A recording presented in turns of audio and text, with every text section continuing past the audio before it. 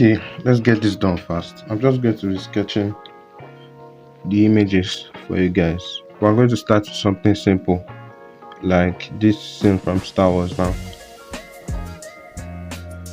If you look at the igloo like building, the first shape you can see clearly. Let me include the landscape first.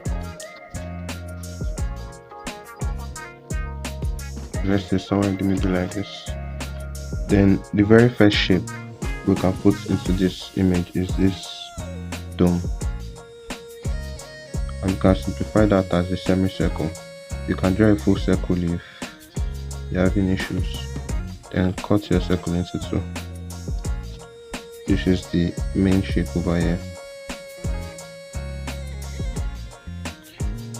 Then we can add on the other shapes. The front of the house,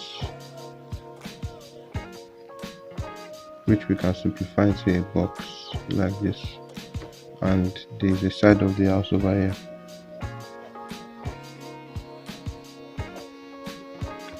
You can draw the things at the side, those boxes. You can simplify all of them into squares and draw the sounds in the background. You can just draw two circles. Then we can try to separate the foreground from the background.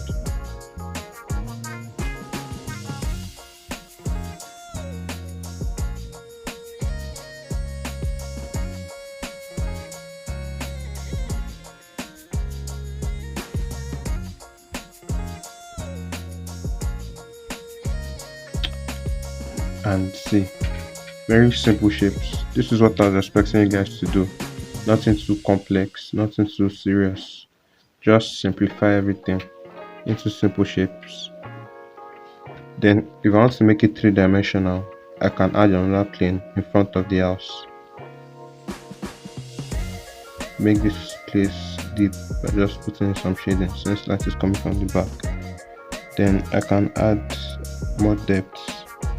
This side of the house, this box I put on the side, I can give it more depth like this. Emphasize that semicircle.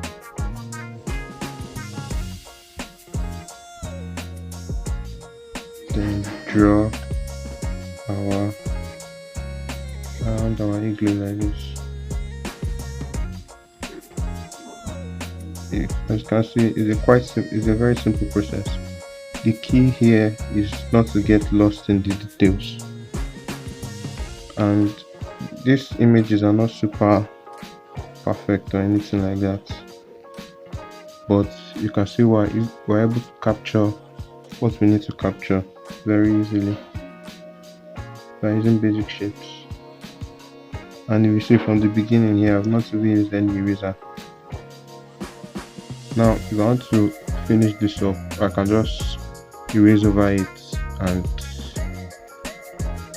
you can just erase over it and add in the details. But what I'm trying to get you guys to learn here is to learn how to break complex images into basic shapes. Now let's try another simple image. Let's draw this house. The image of the house is never complete. So I'm just going to simplify this a little.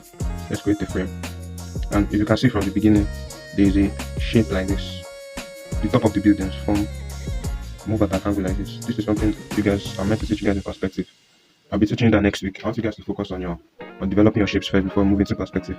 So now we can just draw a triangular shape like this.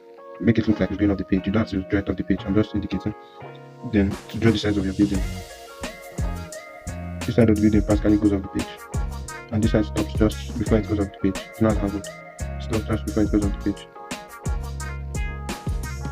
And another building starts by the side.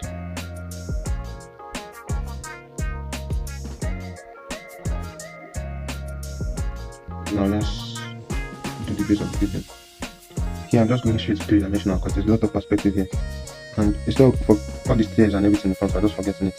I'm breaking the building down into the basics now. It's fundamentals, which is a cube. That is what this entire building comprises of. Then out of this cube, you can now carve out the rooftop, the roof or ceiling of.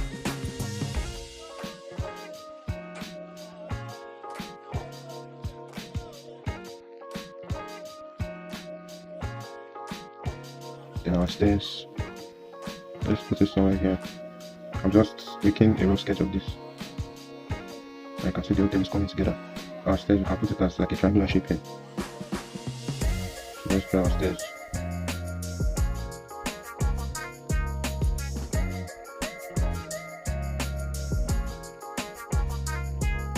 Somewhere here.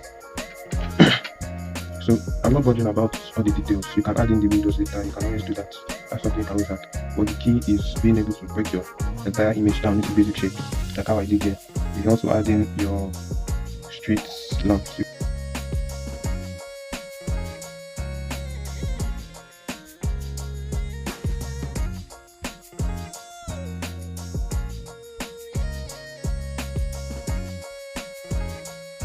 With examples like this, especially this one, we're going to go into more details in something like this under mechanization. I don't think I've made a video on mechanization yet, but by God's grace, we'll reach there. So the key is to find a way to break down these things into basic shapes. And when discussing human figure drawing, there are two major places you have to focus on.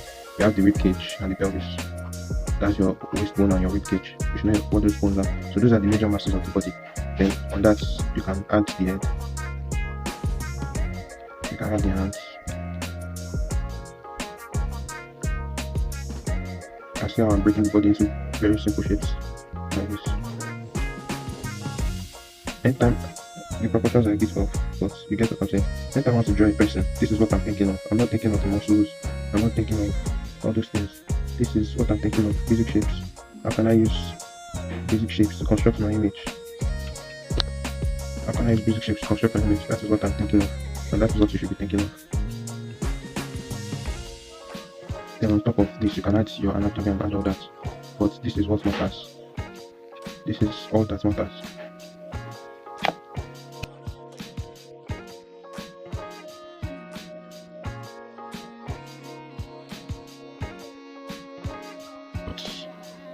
From his waistline right here, his waistline somewhere, you can imagine the shots, the two sides of the shots as triangles. Sorry, I keep saying triangles, rectangles. Very simple. Then imagine his legs. Okay, my image is not meeting the proportions I set for it, but that's okay. Let's add his head somewhere in here. Let's put the neck, square for the neck. Let's add the head, another square for the head. Then let's add the hand in there. Let's do a square for the shoulder and a square for the shoulder. Then cylinder for the hands. This is one cylinder.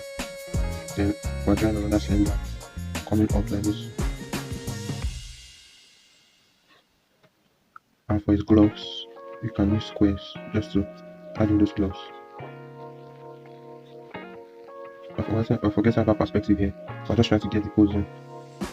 For this place, you can use a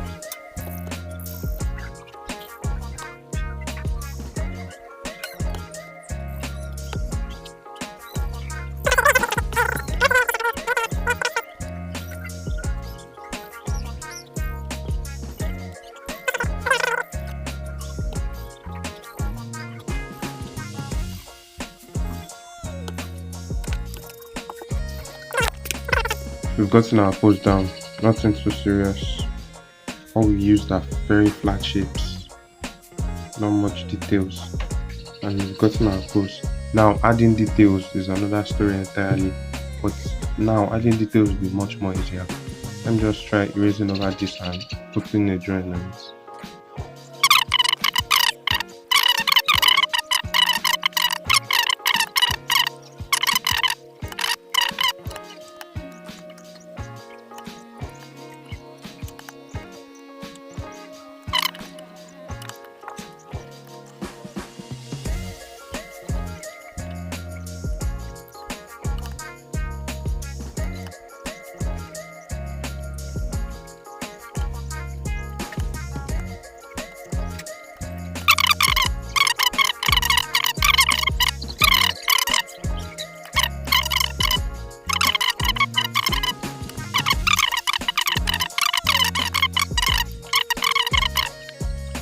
Now let's do one more background before we call it a day. So I'm going to do this one over here.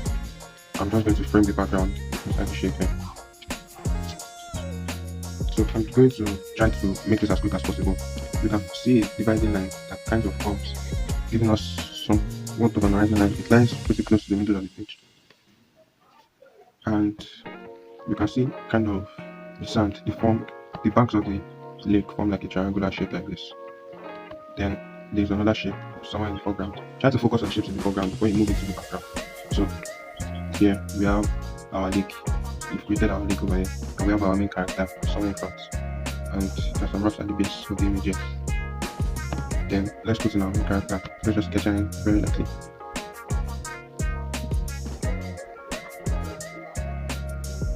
I'm not focusing on any details now. This is especially for you if you want to learn backgrounds. Your characters are important. Your characters are important, but they're not usually the center of your piece. They are supporting to your background. They give your background more visibility. Like someone can live in this background. So now we're likely sketching this thing. You can always correct the proportions and all that later. Then let's draw the rocks somewhere here. There's another rock somewhere here. Then now let's move into the background. Since we've set up our foreground already, we have mountains. They form this kind of half of a bow-tie shape coming all the way down on the side of the pages. And there you go. And for our mountains in the background, I can't really tell because they're kind of blending into the background. So I'm seeing one ridge here, a tiny ridge, kind of like a triangular shape. This one comes all the way down. Then kind of like a triangular shape here. You can try using negative space, which is focusing on the space where nothing is, but we're not going to get into negative space today. I'm just going to focus on this. So now, very simply, we've broken down all the elements of our image into simple shapes. Now we can add in shading, we can add in all the things we want to add. Oh, in order not to make this video too long, I'm not going to bother adding it. I'm just going to use simple line work to separate the light and the dark areas. And here on the beach, we have another rock here, which we can simplify into a triangle. Then we have trees. We can just simplify the trees into triangles.